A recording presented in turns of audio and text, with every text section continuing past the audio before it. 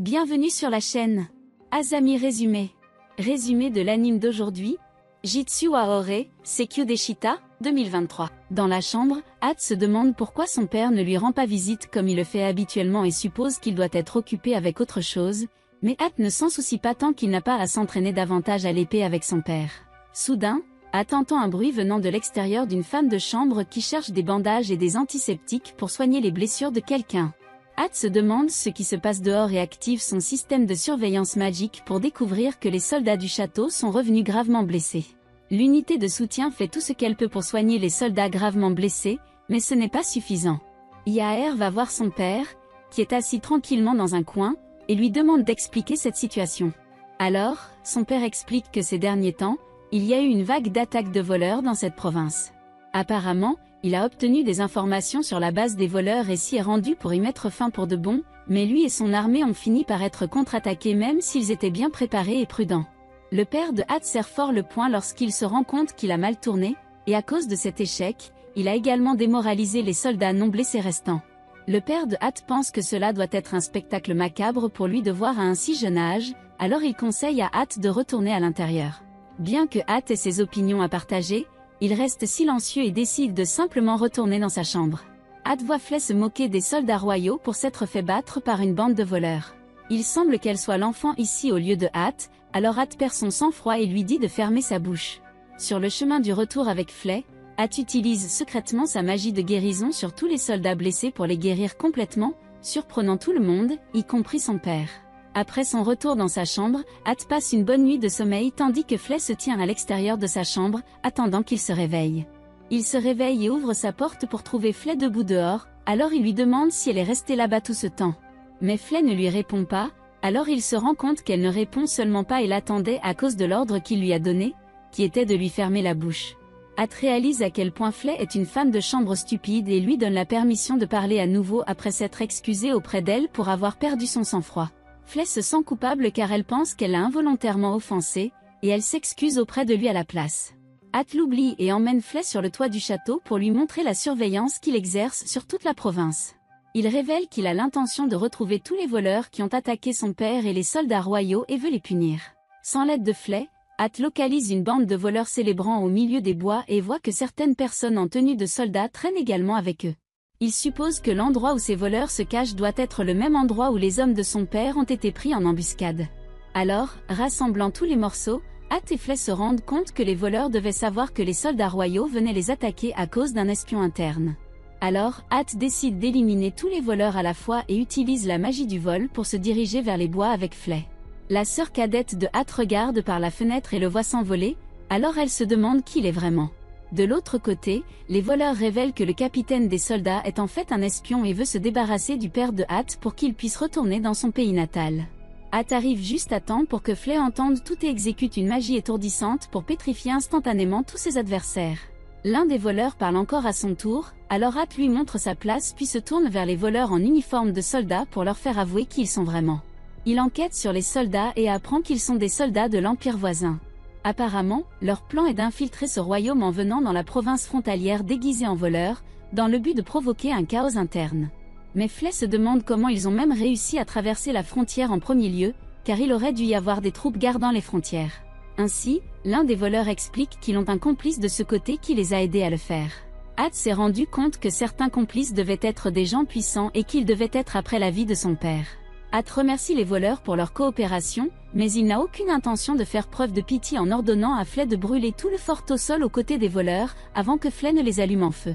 Hat leur explique que c'est leur punition pour avoir tendu une embuscade à son père. Flay allume ensuite le fort en feu en conséquence, aux côtés de tous les voleurs, et quitte tranquillement les lieux avec cœur, ne laissant aucune preuve de leur implication derrière eux. Sur le chemin du retour, Hat décide d'envoyer une lettre anonyme à son père pour lui expliquer ce qui s'est passé aujourd'hui au fort et retourne dans sa chambre, redevenant un enfant innocent. Le lendemain, le père de Hat, le conseiller de Gold, apprend par la lettre anonyme que les espions d'un autre royaume et comment les voleurs du fort ont été complètement éradiqués. Le conseiller confirme ensuite à Gold que ce que la lettre prétend être vrai est vrai après avoir obtenu le témoignage des voleurs, qui ont à peine réussi à échapper à l'incendie. Pourtant, Gold pense que cela devrait faire l'objet d'une enquête approfondie et dit à son conseiller d'obtenir plus d'informations des espions. Gold avait déjà compris qu'ils n'étaient pas des voleurs ordinaires après avoir été pris en embuscade, mais il ne pouvait pas croire que l'Empire était également impliqué dans cela. Ce qu'il craignait depuis le début s'est réalisé, et il décide de se préparer au pire. La fille de Gold, Charlotte, se demande qui s'est occupé des méchants, et Gold suppose que ce ne doit être personne d'autre que Flay car elle n'a aucune empathie, et est aussi bien plus forte que lui. Étant un démon, Gold dit à Charlotte que Flay veut établir sa domination sur les monstres de cette province, alors il pense qu'elle aurait pu finir par établir sa domination sur les voleurs à la place. Mais Charlotte sait que le cœur est également impliqué là-dedans, alors elle prend congé de Gold et va s'écorcher parce qu'elle croit qu'elle est la seule à pouvoir répondre à ses questions. Elle trouve Flay et lui demande carrément s'il y a 2 cœurs, car elle l'a vu voler avec Flay. Mais d'après ce qu'elle sait, Hat ne devrait pas avoir assez de mana pour voler, alors elle est allée dans sa chambre pour le surveiller et l'a trouvé endormi comme un chien. Charlotte révèle également qu'elle n'a pas senti l'aura menaçante habituelle venant du cœur endormi, alors elle suppose qu'il est un sosie. Flay est impressionné par les perceptions de la petite fille et lui révèle que Hat a en fait été dotée d'un pouvoir incommensurable qui dépasse même les limites humaines. Elle se vante de la merveille de son cœur bien-aimé mais n'explique pas comment il y a 2 cœurs en même temps. Pour le contexte, celui que Charlotte a vu dans la pièce n'était qu'un faux créé à l'aide de magie. Quoi qu'il en soit, Charlotte change sa question et demande à Flay qui est réellement Hat. Au lieu de donner une réponse, Flay dit à Charlotte de ne pas s'inquiéter de choses insignifiantes, et qu'elle devrait s'occuper de ses propres affaires si elle veut grandir comme elle. Plus tard, Flay informe Hat que Charlotte est au courant de son départ du château la nuit dernière, et a également découvert son clone. Il est donc naturel pour Charlotte de penser que Hat est incroyablement méfiant. Alors, Hat décide de mettre en place une surveillance accrue sur Charlotte pour suivre ses mouvements, afin qu'elle ne découvre plus accidentellement les manigances de Hat. Plus tard dans la nuit, Hat sort de sa chambre pour aller aux toilettes, et Charlotte le suit secrètement pour l'espionner. Hat se rend compte qu'il est suivi par Charlotte, alors il décide de l'affronter. Mais alors qu'il se retourne, Charlotte s'enfuit immédiatement. Plus tard, quand il va prendre un long bain rafraîchissant, Charlotte le suit secrètement pour garder un œil sur lui. Elle continue de le faire pour trouver le secret de son frère et commence à garder un œil sur lui quand il s'entraîne avec de l'or. Étudier, avoir une conversation normale avec Flay, ou encore en prenant un bain. Pourtant, Hat agit parfaitement comme un enfant normal pour contourner ses soupçons.